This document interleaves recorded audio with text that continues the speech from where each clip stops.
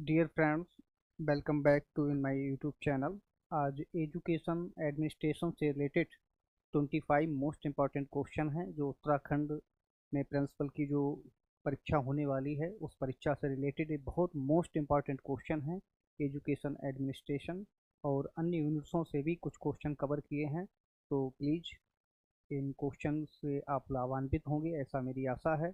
और हमारे YouTube channel को सब्सक्राइब कर लें। अथेंटिक और बहुत महत्वपूर्ण बिंदुओं पर चर्चा करते रहते हैं शिक्षा से रिलेटेड विभिन्न परीक्षाओं के संदर्भ में। तो चलिए स्टार्ट करते हैं। सबसे पहला क्वेश्चन देखते हैं। पहला क्वेश्चन है स्क्रीन पर, वर्तमान एवं भविष्य में शिक्षा एक अनोखा निवेश है, किस शिक्षा नीति का मूल आधार है। बहुत मोस्ट इम्पॉर्टेंट क्वेश्चन है। तो वर्तमान एवं भविष्य में शिक्षा एक अनोखा निवेश है, ये आधार जो था राष्ट्रीय शिक्षा नीति 1986 का था। तो चार विकल्प हैं यहाँ पर, 1986, 1968, 1992 और 2020। तो हमें ध्यान में रखना है, कई बार परीक्षाओं में ये क्वेश्चन पूछा गया है और मोस्ट इम्पॉर्टेंट क्वेश्चन है, तो 1986 ध्यान में रखना है। नेक्स्ट क्वेश्चन है, ये भी एजुकेशन एडमिनिस्ट्रेशन से रिलेटेड क्वेश्चन है और बहुत इंपॉर्टेंट क्वेश्चन है। New dimensions in secondary school sciences के लेखक हैं। चार विकल्प हैं, फलहर्ड, रोजर्स, फेरे और जॉर्ज काउंट्स।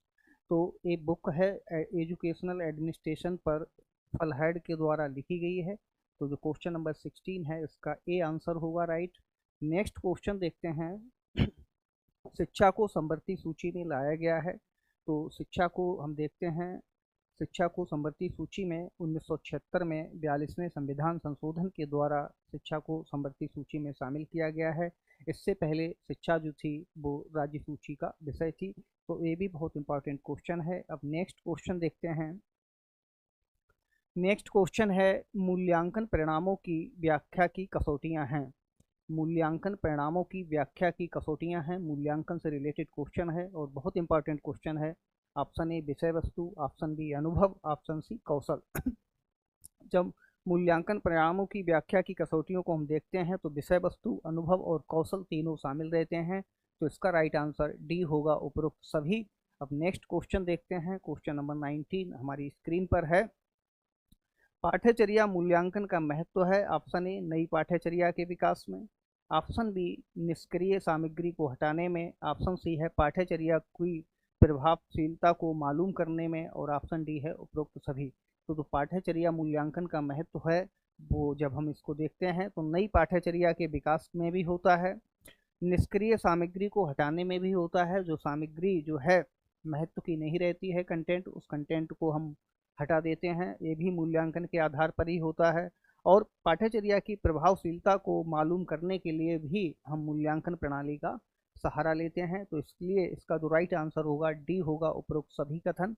नेक्स्ट क्वेश्चन देखते हैं। क्वेश्चन नंबर 20, निम्नलिखित में से गलत कथन का चयन कीजिए। बहुत ध्यान से देखना है। लोक व्यवहार संतुष्टिदायक आदान प्रदान पर आधारित है। ऑप्शन बी हमारी सर्वाधिक रुचि दूसरों में होती है, ऑप्शन सी दूसरों के बिना हमारा काम चलने वाला नहीं है और ऑप्शन डी लोगों को अपना अहम बहुत प्यारा होता है। इंटरपर्सनल स्किल से रिलेटेड एक क्वेश्चन है और जब हम देखते हैं तो लोक व्यवहार संतुष्टिदायक आदान प्रदान पर आधारित है। हमारी सर्वाधिक रुचि दूसरों में होती है, ये कथन गलत है। जब हम इंटरपर्सनल स्किल्स को देखते हैं तो पाते हैं कि हमारी सर्वाधिक रुचि स्वयं में होती है। तो इसलिए ये क्वेश्चन का जो राइट आंसर होगा वो बी है। लोक प्रशासन से रिलेटेड क्वेश्चन था, डिसीजन मेकिंग से। नेक्स्ट क्वेश्चन देखते हैं। क्वेश्चन नंबर 21, विद्यालय का स्वरूप गैर राजनीतिक होना चाहिए। ऑप्शन चार हैं और किसने ये कहा है, स्टेटमेंट है, किसका है स्टेटमेंट। तो हम देखते हैं, चार ऑप्शन है, गुलिक, मोहिलमैन, फ्याल और टेलर। तो विद्यालय का स्वरूप गैर राजनीतिक होना चाहिए, ध्यान रखना है, ये स्टेटमेंट मोहिलमैन का है। तो इसका राइट आंसर बी होगा। नेक्स्ट क्वेश्चन देखते हैं। क्वेश्चन नंबर 22, निम्न में से सही कथनों का चुनाव कीजिए। चार कथन है। उद्देश्य का स्वरूप अल्पकालिक एवं सीमित होता है। उद्देश्य वह बिंदु है जिसकी दिशा में हम कार्य करते हैं। ऑप्शन सी लक्ष्य दीर्घकालीन एवं दार्शनिक प्रकृति के होते हैं। ऑप्शन डी उपरोक्त सभी कथन सही हैं। जब हम चारों कथनों का विश्लेषण करते हैं तो पाते हैं कि उद्देश्य का स्वरूप अल्पकालिक और सीमित होता है। बिल्कुल राइट बात है, क्योंकि ऑब्जेक्टिव शॉर्ट टर्म के होते हैं उद्देश्य वह बिंदु है जिसकी दिशा में हम कार्य करते हैं, ये एनसीईआरटी ने इसको डिफाइन किया है इस तरीके से। लक्ष्य दीर्घकालीन एवं दार्शनिक प्रकृति के होते हैं, बिल्कुल राइट है, क्योंकि एम्स लॉन्ग टर्म के होते हैं, तो इसलिए इसका राइट आंसर डी है। अब नेक्स्ट क्वेश्चन देखते हैं, क्वेश्चन नंबर 23। शैक्षिक प्रशासन के लक्ष्य हैं, 4 विकल्प हैं। लोकतांत्रिक मूल्यों में आस्था उत्पन्न करना, ऑप्शन बी छात्रों में उचित नेतृत्व हेतु प्रशिक्षण प्रदान करना, ऑप्शन सी छात्रों एवं अध्यापकों में नेतृत्व एवं सृजनात्मकता का विकास करना, और इसका अगला ऑप्शन है ऑप्शन इसका देखते हैं, तो यहाँ पर एक ऑप्शन इसका मिस हो रहा है। तो जब हम ये लक्ष्य देखते हैं तो उपरोक्त सभी लक्ष्य शैक्षिक प्रशासन के हैं, शैक्षिक प्रशासन के हैं। लोकतांत्रिक मूल्यों में आस्था उत्पन्न करना, छात्रों में उचित नेतृत्व प्रशिक्षण प्रदान करना, छात्रों एवं अध्यापकों में नेतृत्व एवं सृजनात्मकता का विकास करना, ये सभी लक्ष्य जो हैं शैक्षिक प्रशासन के होते हैं, तो इसका राइट आंसर डी होगा। नेक्स्ट क्वेश्चन देखते हैं, क्वेश्चन नंबर 24। शैक्षिक प्रशासन की उपयोगिता है, एजुकेशन एडमिनिस्ट्रेशन की इंपॉर्टेंस को पूछ रहा है यहाँ पर। ऑप्शन ए मानवीय संबंधों के विकास में, ऑप्शन बी प्रयासों के एकीकरण में, ऑप्शन सी शैक्षिक प्रक्रिया को गति देने में, और ऑप्शन डी उपरोक्त सभी। जब हम शैक्षिक प्रशासन की उपयोगिता को देखते हैं तो पाते हैं कि तीनों ही बिंदुओं में शैक्षिक प्रशासन की उपयोगिता होती है, तो इसलिए इसका राइट आंसर डी होगा। नेक्स्ट क्वेश्चन देखते हैं, क्वेश्चन नंबर 25।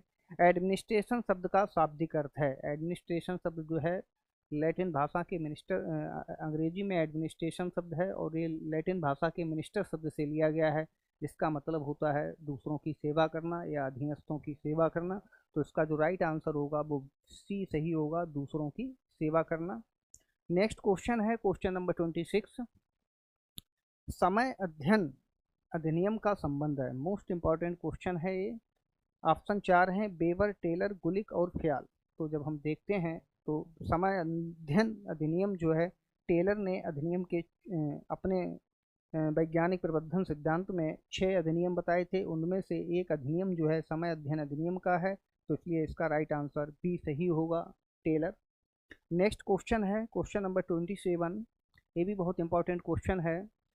कार्य में वैज्ञानिक विधि का नियम की सिफारिश करता है, तो ये भी टेलर का सिद्धांत है। टेलर ने जो 6 अधिनियम बताए हैं वैज्ञानिक प्रबंधन में, उनमें से एक नियम ए है, तो इसका राइट आंसर ए होगा, टेलर। अब नेक्स्ट क्वेश्चन देखते हैं, क्वेश्चन नंबर 28। सेना की भांति कठोर अनुशासन का सिद्धांत औद्योगिक संगठन में अपनाना आवश्यक है, और ये सिद्धांत भी अधिनियम भी टेलर का दिया हुआ है, और ये भी टेलर होगा, इसका right answer C. Next question है 29। वैज्ञानिक प्रबंधन आंदोलन के जनक हैं, तो जैसा कि अभी इन क्वेश्चनों पर चर्चा कर रहे थे, तो वैज्ञानिक आंदोलन प्रबंधन के जो जनक हैं वो टेलर हैं, इसका राइट आंसर सी होगा। नेक्स्ट क्वेश्चन है 30। कर्मचारियों को ना तो बहुत अधिक वेतन दिया जाए और ना बहुत कम पारिश्रमिक दिया जाए, ये कथन भी टेलर का है, ध्यान में रखना है, तो इसमें भी राइट आंसर ए होगा। और यहाँ से आपको बता दें, जो लोग प्रिंसिपल की परीक्षा में अपीयर होने जा रहे हैं, उन लोगों के लिए ये आज का वीडियो बहुत यूजफुल साबित होगा। नेक्स्ट क्वेश्चन है 31। टेलर ने वैज्ञानिक प्रबंधन के कितने अधिनियम बताए थे, तो टेलर ने वैज्ञानिक प्रबंधन के 6 अधिनियम बताए थे, तो इसका राइट आंसर ए होगा, 6।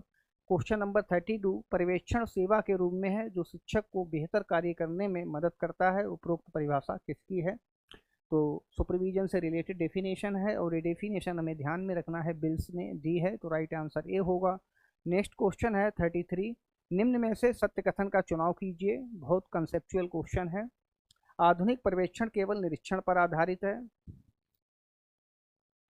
आधुनिक पर्यवेक्षण शिक्षा केंद्रित होता है, आधुनिक पर्यवेक्षण सुधारात्मक, सहयोगात्मक एवं शिक्षक के लिए अधिक प्रोत्साहन देता है, उपरोक्त सभी कथन सत्य हैं।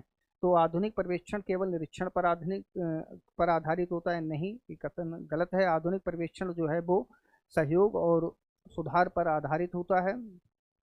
आधुनिक पर्यवेक्षण शिक्षा केंद्रित है, ये भी गलत है। आधुनिक पर्यवेक्षण सुधारात्मक, सहयोगात्मक एवं शिक्षक के लिए अधिक प्रोत्साहन देता है, तो राइट आंसर इसका सी होगा। नेक्स्ट क्वेश्चन देखते हैं, निम्नलिखित कथनों में से कौन सा कथन सत्य नहीं है, सत्य कथन देखना है। ऑप्शन ए आधुनिक पर्यवेक्षण अध्ययन विश्लेषण पर आधारित है। परंपरागत पर्यवेक्षण केवल निरीक्षण पर आधारित था। आधुनिक पर्यवेक्षण आकस्मिक निरीक्षण में विश्वास करता है। ऑप्शन डी आधुनिक पर्यवेक्षण निश्चित, व्यवस्थित तथा योजनाबद्ध होता है। तो इसमें थोड़ा सा चर्चा कर लेते हैं। आधुनिक पर्यवेक्षण अध्ययन विश्लेषण पर आधारित है, बिल्कुल सही बात है। परंपरागत पर्यवेक्षण केवल निरीक्षण पर आधारित था, ये भी बिल्कुल राइट कंसेप्ट है। आधुनिक पर्यवेक्षण आकस्मिक निरीक्षण में विश्वास करता है, एक गलत कथन है। आधुनिक पर्यवेक्षण आकस्मिक निरीक्षण में विश्वास नहीं करता है, अपितु तो आधुनिक पर्यवेक्षण जो है वो व्यवस्थित और योजनाबद्ध तरीके से पर्यवेक्षण कार्य करता है। तो इसका राइट आंसर सी होगा। नेक्स्ट क्वेश्चन है 35। आधुनिक पर्यवेक्षण का मूल उद्देश्य है प्रबंधक की सहायता करना, शिक्षक की सहायता करना, छात्र की सहायता करना, प्राचार्य की सहायता करना। तो दोस्तों याद रखना, आधुनिक पर्यवेक्षण का जो मूल उद्देश्य है वो शिक्षक की सहायता करना है और शिक्षा के अधिगम अनुभवों को अधिकतम प्राप्ति से होता है। नेक्स्ट क्वेश्चन है शैक्षिक पर्यवेक्षण के प्रमुख कार्य हैं नेतृत्व प्रदान करना, नीतियों का निर्धारण करना, व्यक्तियों की कार्य क्षमता में वृद्धि करना। उपरोक्त सभी शैक्षिक पर्यवेक्षण के कार्य हैं। क्वेश्चन नंबर 37 आधुनिक पर्यवेक्षण की विशेषताएं हैं सहयोग की भावना, अधिक जनतांत्रिक, रचनात्मक। ये तीनों विशेषताएं हैं आधुनिक पर्यवेक्षण की। राइट आंसर डी होगा। क्वेश्चन नंबर 38 सॉरी आधुनिक पर्यवेक्षण सहकारी उद्यम अनुसंधान उपागम। उपरोक्त कथन के संदर्भ में आप सहमत नहीं रखते हैं। निश्चित सत्य कथन है, कुछ नहीं कहा जा सकता है, भ्रामक कथन है। तो इस तरीके से जो क्वेश्चन होते हैं वो आपके कंसेप्चुअल कॉन्फिडेंस को देखने के लिए तैयार किए जाते हैं। तो आधुनिक पर्यवेक्षण सहकारी उद्यम अनुसंधान उपागम है, तो आप कह सकते हैं ये कथन निश्चित रूप से सही कथन है। तो इसका राइट आंसर भी होगा। नेक्स्ट क्वेश्चन है निम्नलिखित में से सही कथन का चुनाव कीजिए। दो क्वेश्चन और बचे हैं, ये डिस्कस कर रहे हैं आपके साथ। पहले पर्यवेक्षण का कार्य मात्र कक्षाओं का निरीक्षण करना होता था और अध्यापकों का श्रेणी निर्धारण करना होता था। पर्यवेक्षण सहयोग की भावना पर आधारित है। पर्यवेक्षण नवीन विधि अनुसंधान हेतु सहायक है। उपरोक्त सभी कथन सत्य हैं। ये कंसेप्चुअल क्वेश्चन है और ये आपके कंसेप्ट को क्लियर करेगा। पहले पर्यवेक्षण का कार्य केवल कक्षाओं का निरीक्षण करना और अध्यापकों को ग्रेडिंग करना होता था। पर्यवेक्षण सहयोग की भावना पर आधारित है। पर्यवेक्षण नवीन विधि अनुसंधान हेतु सहायक है, तो इसलिए राइट आंसर डी होगा। विश्व शिक्षक दिवस मनाया जाता है, जैसा फैक्चुअल क्वेश्चन है, आप सभी लोग जानते हैं।